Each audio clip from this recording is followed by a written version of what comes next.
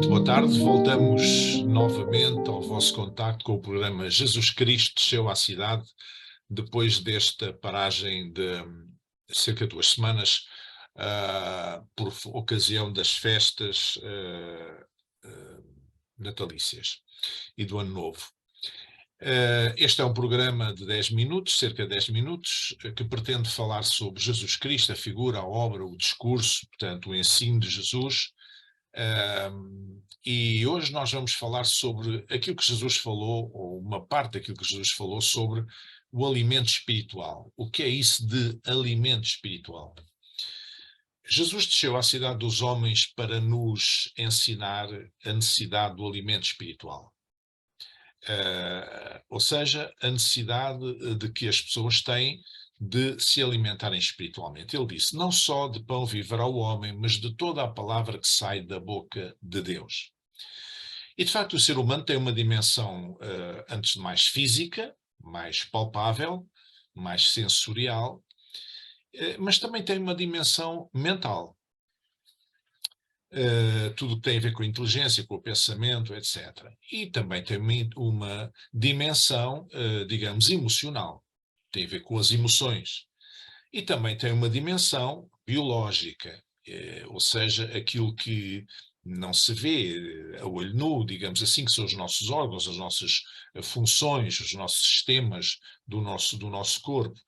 E também tem uma função, uma dimensão social, isto é, a relação que nós desenvolvemos com outras pessoas. Nós não estamos sozinhos no mundo, nós desenvolvemos uma relação com as outras pessoas, mas também com os outros seres e com a própria natureza. E, além do mais, temos também uma dimensão espiritual. E, portanto, precisamos de cuidar de todas elas. Todas estas dimensões precisam de ser cuidadas.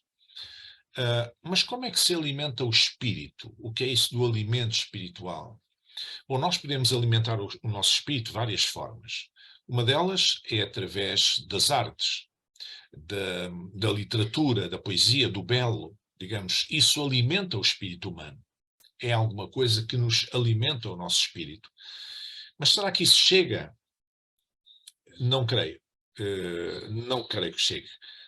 Porque há uma dimensão transcendental, alguém que está para lá da nossa imanência, alguma coisa que nos transcende e que essa dimensão não pode ser negada, nem pode ser desprezada.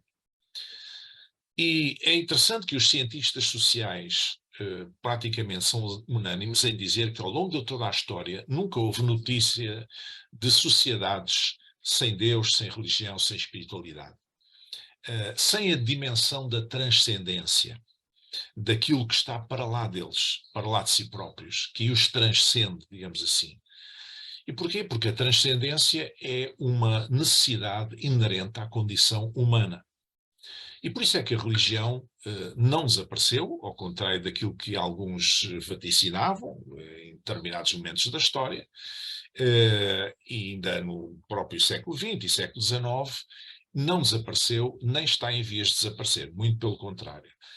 O que acontece é que a religião vai se reformular, está a reformular-se, com as mudanças na sociedade, ela também se vai reformulando, se vai alterando, adquirindo novas formas.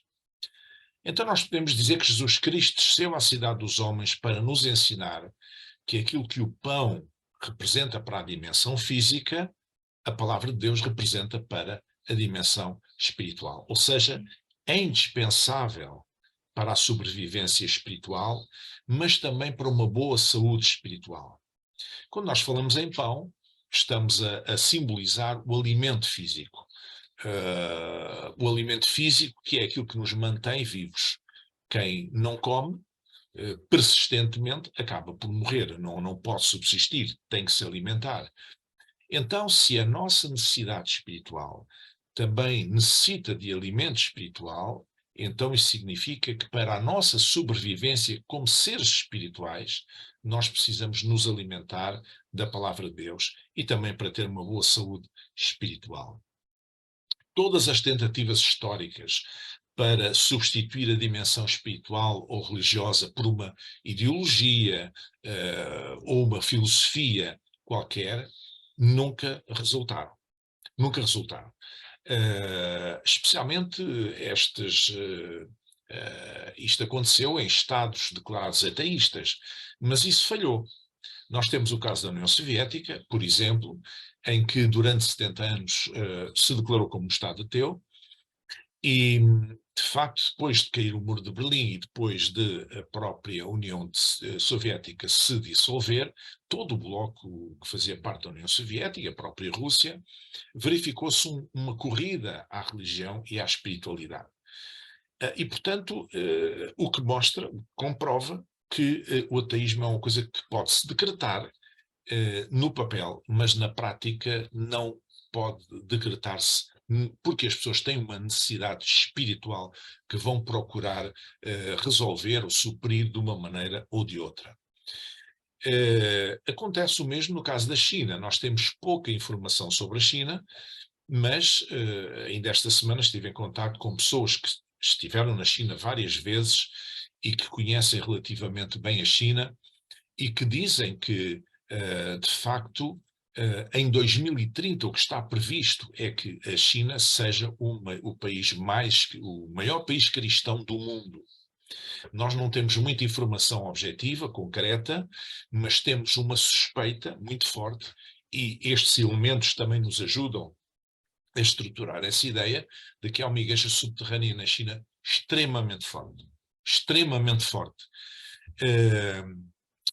Mesmo na Rússia aconteceu um caso curioso.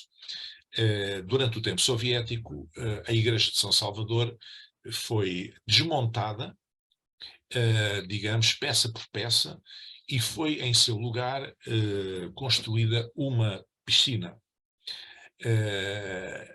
O Boris Yeltsin, quando era presidente, ele pressentiu a necessidade do povo da transcendência e ele mandou ir buscar, digamos, todos os elementos da Igreja de São Salvador e montar a Igreja de São Salvador.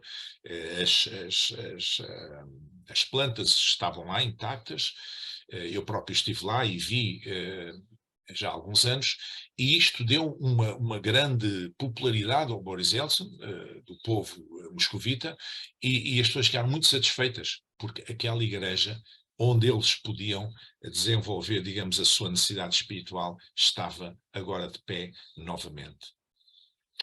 Perguntar-me-ão, mas porquê é que há tanta gente a afastar-se das comunidades de fé? Ora, as pessoas não se afastam das comunidades de fé porque perderam a fé. A maioria não é por isso. A maioria é porque afastam-se em protesto contra a intolerância religiosa, contra o extremismo, o fundamentalismo, contra, por vezes, o mau testemunho de líderes religiosos, não é? Ou até orientações bastante discutíveis. E, portanto, essas são as principais razões porque as pessoas se afastam das comunidades de fé, que muitas vezes assumem uma postura muito dogmática e portanto, pouco participativa também. E daí a importância de nós podermos ter ou contar com comunidades de fé acolhedoras, integradoras, inclusivas e que expressem, sobretudo, acima de tudo, que expressem o amor de Jesus Cristo. Uma comunidade local de fé é uma família espiritual, onde nós nos podemos enquadrar, onde nós podemos desenvolver relacionamentos, onde nós podemos rir com os que riem e chorar com os que choram, onde nós podemos abençoar e ser abençoados, onde nós podemos ajudar a suportar alguém em necessidade e ser suportados quando estamos em necessidade. E, portanto, é um lugar onde nós podemos alimentar o nosso espírito com a palavra de Deus. Como eu disse atrás, alimentar o espírito pode passar pelas artes, pelo belo, pela literatura, etc. Isso alimenta o espírito humano, sem dúvida nenhuma, mas falta o fator da transcendência.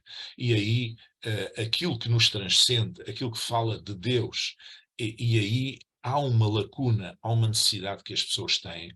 Umas têm mais consciência disso, outras não tanto, e procuram aqui e ali suprir essa necessidade, mas a verdade é que ela subsiste, essa necessidade subsiste, e, portanto, é importante que haja comunidades de fé que sejam, de facto, inclusivas, acolhedoras, integradoras e que possam funcionar, possam exprimir o amor de Jesus e possam funcionar como uma família espiritual onde as pessoas se sintam bem.